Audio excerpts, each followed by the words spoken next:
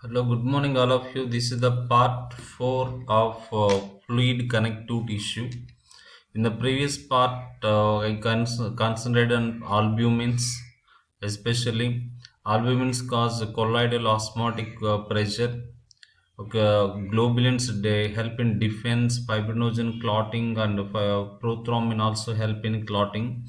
Okay, in this video, okay, let us focus on globulins. Globulins are the other type. Now we are going to focus on this globulin parts. Okay, globulins are three types. Are there alpha globulins, beta globulins, gamma globulins? What are they? Alpha, beta, gamma globulins. Alpha globulins, beta globulins, gamma globulins are also called immunoglobulins. Very important one are antibodies which are produced by plasma. Okay, here spelling mistake. PLASMA. Plasma cells. Not don't confuse plasma with plasma cells. Plasma cells are derived from B lymphocytes. B lymphocytes are a type of lymphocytes. Lymphocytes are a type of leukocyte. Okay, leukocytes are a type of blood cells. I repeat again, blood cells are WBC, RBC, and platelets. WBC are also called leukocytes. Leuko means white. White blood cells are also called leukocyte. Leukocytes we have five types: acidophil, basophil, neutrophil, lymphocyte, and monocyte. Lymphocyte and monocyte. These are the different types of cells. Okay, plasma proteins are okay. These are the different types. One of them is globulins, alpha globulins, beta globulins, gamma globulins. Gamma globulins are also called immunoglobulins, also called antibodies, and these are produced by plasma cells. Plasma cells are derived from B lymphocytes. B lymphocytes are a type of lymphocytes. Lymphocytes are a type of leukocytes. Leukocytes are a type of blood cells. Okay, that's about the globulins. Okay, okay, next another important part. Okay, we discussed all the protein parts completed. Okay, what are the plasma proteins? We finished this part. Albumins I explained in the previous part. Now globulins. Okay, we will be learning more about these globulins in immune system lesson and fibrinogen and prothrombin. You will learn more about that in body fluids, how clotting, blood clotting takes place, what is the role of fibrinogen and prothrombin, and you will learn more about that later. Next, albumin. What is the difference between albumin and albumin? Okay, these two nouns are not synonymous. They do not have same meaning. Explanation here: the noun albumin refers to white of an egg. Okay, you know, egg has a yellow part inside a yolk, and outside there is a white of the egg. The white of an egg is called as albumen. Men, albumen. The use albumen to refer the white of an egg, white part of an egg. When an egg is boiled, you can see clearly the white part. A way to remember these two words to without any confusion is that albumen, E is there. Okay, in the egg white is called albumen. In that albumen, okay, it is one of the protein present in the egg. Albumen is albumin. Albumin to refer to a protein that occurs in egg white. Egg white is called albumen. Okay, it consists of a protein called albumin. It is not only present in the egg, this protein is also present in our blood plasma, and it is also present in the milk. Okay, that's the difference between albumin and albumin. Okay, with that proteins part completed, now we move on to the carbohydrates present in our blood plasma. Okay, carbohydrate. Glucose is the main carbohydrate in our blood plasma. Okay, it is also called blood sugar. We commonly hear the term sugar, sugar, sugar. Okay, primary source of energy for all the body cells is glucose. Glucose is the primary source of energy for all body cells. Our brain cells, all cells, they main get energy from the glucose. Normal levels of sugar, glucose, so that means glucose means blood sugar. Normal levels of glucose or sugar in our blood is 100 to 120 milligrams per 100 ml of blood. Okay, in some people, okay, the blood glucose levels may fall due to various reasons. That fall in blood glucose levels is called hypoglycemia. When we are on fasting, our blood glucose levels may fall than the normal. That means it may be it is normal level is 100 to 120. When it is when it falls, that condition is called hypoglycemia. Sometimes the blood glucose level rises. Okay, that rise in blood glucose level, that is called hyperglycemia. The prolonged hyperglycemia. Okay, if a person has okay more than 200 mg for 100 ml of blood glucose for a long time, okay, that condition we can call it diabetes mellitus. Okay, diabetes mellitus. Okay, we call it diabetes mellitus. Okay, glucose appear in this diabetes mellitus. Glucose appear in urine. In their urine, there is a presence of glucose. There is another condition called diabetes insipidus, where there will be excess formation of urine, excess for release of urine, but there is no glucose there.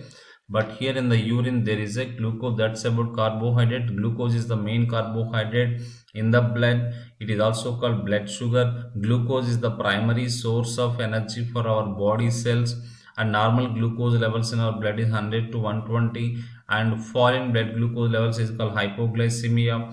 Rise in blood glucose levels is called hyperglycemia, and glucose appear in urine also in case of diabetes when the person is suffering from diabetes mellitus. Next, what are the lipids present in our plasma? The major lipid that is present in our plasma is the cholesterol. Cholesterol is the main lipid that is present in our blood plasma. Next, NPN substance is present in plasma. Okay, when we hear N, non-protein nitrogenous substances, NPN, non-protein nitrogenous substances. Okay, protein is a nitrogenous substances. There are some other substances which have protein. Okay, these are formed as during the metabolism of proteins. These are formed. Okay, they have nitrogen, and protein also has nitrogen. Carbohydrates have carbon, hydrogen, oxygen. Fats have carbon, hydrogen, oxygen. Proteins have carbon, hydrogen, oxygen, and nitrogen. There are some other substances, metabolic waste products, which have nitrogen, but they are not proteins. These are formed, okay, during the metabolism of proteins. Okay, non-protein. These are not proteins, but they have nitrogen. Non-protein nitrogenous substances. Urea has nitrogen. Uric acid has nitrogen. Creatinine has nitrogen, and xanthine, hypoxanthine, creatine. Okay, these are the some of the non-nitrogenous substances present in our blood plasma. And other substances present in our plasma are gases, hormones, enzymes are also present in it. Okay, that's about plasma. Okay, in the previous part, I asked you at the end of that one question there. What would happen if a person taking protein-free diet? Okay, what would happen to his urine volume? Okay, at that time I told you the urine volume increases. If a person surviving on protein free diet, he is taking diet. Diet means the food that we take is called as a diet. Okay, he is taking carbohydrates, he is taking fats, but he is not taking the protein. What would happen to his urine volume? Urine volume increases. What is the explanation for this one? Okay, you know that in our nephrons, okay, there is a glomerulus. You learned in 10th standard also. There is a glomerulus in our nephron. Okay, in this glomerular, filtration of blood takes place. Why filtration takes place? What there are some pressures. There are some pressures that cause the blood to filter. Okay, what are those pressures? Who is causing those pressures? I will show you what are those pressures. Okay, those pressures are called GHP, glomerular hydrostatic pressure. Glomerular hydrostatic, when blood is flowing in the capillaries, glomerulus means network of capillaries. Okay, blood has some pressure that is called glomerular hydrostatic pressure. The pressure created in the blood of the glomerular capillaries, and main driving force for the EFP, EFP mean effective filtration pressure. Okay, you will learn more about this one in second year. Don't be afraid of this topic. The normal GHP is 60.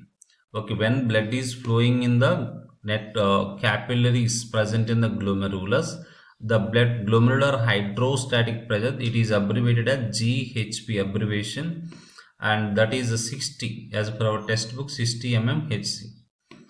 Okay, in the I told you, okay, these albumins are colloids. Albumins are colloids. Okay, these colloids, albumins which are like colloids, they are causing pressure that is called colloidal osmotic pressure. It is the osmotic pressure created in the blood of glomerular capillaries. In the blood of glomerular capillaries, here there is a you can see here plasma protein. This plasma protein causing some pressure here.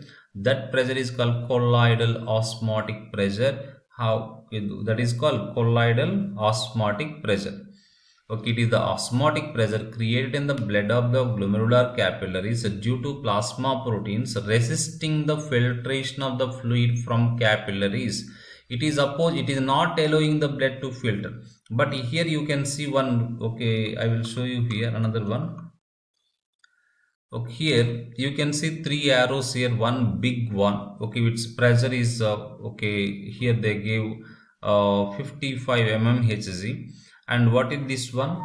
Okay, blood colloidal osmotic pressure. This pressure is upward pressure, and this pressure is upward pressure. This pressure is downward pressure. What is this pressure? 55 as per our textbook. Okay, 60. Okay, it is 55. For assume it is 55. Blood colloidal osmotic pressure 30. Who is creating this pressure?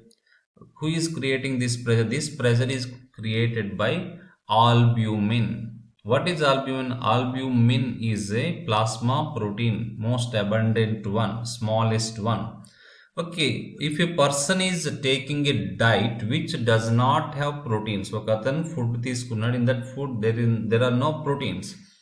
If there are no proteins, what would happen? The albumins in our blood decrease. If albumins decrease, what would happen to this pressure? Okay, this pressure is caused by colloid. Colloid means albumin. Okay, this pressure decreases. Okay, for example, it has become 25. It has become 25. What is this pressure? Capsular pressure is same, 25 plus 15, 40, 25 plus 15. Okay, that is 40. What is this pressure? 55. If you subtract this one, from, okay, this is the downward pressure. These two are opposite pressures. You have to subtract. Okay, look at this formula. EFP, effective. Okay, I will show you that one. What is EFP full form? Effective filtration pressure, otherwise called net filtration pressure. We can also say NFP, net filtration pressure, or effective filtration pressure. Okay, how do we get this pressure? What is the formula? If EFP, GHP, glomerular hydrostatic pressure, minus colloidal osmotic pressure, okay, minus capsular hydrostatic pressure. Capsular hydrostatic pressure means, okay, here in the Bowman's capsule there is a filtrate that causes upward pressure, that is called capsular hydrostatic pressure. Okay, EFP. Okay, therefore then, okay, the net EFP is 10 mm. Okay, let us see the GHP, how much as per textbook, 30, 60. Okay, it is like in our state book, and also in NCERT it is not given, but it is important, 60. And what is COP? 32. What is CHP? 18. If you add these two, 50. Okay, if you subtract that 50 from 60, what is 10? Okay, because of this 10, okay, this is called effective filtration pressure, which causes the filtration. If there is no protein in the diet, okay, this pressure decreases, therefore EFP decreases. EFP, sorry, net filtration pressure increases. Okay, for example, it has become 40, it is 60. Now the difference is earlier 10, now becomes 20. When there is no more pressure, EFP filtration would be more. When there is more filtration in our kidneys, there will be more urine formation. That is the reason why when protein decreases in the diet, okay, the person produces more urine. That is the reason.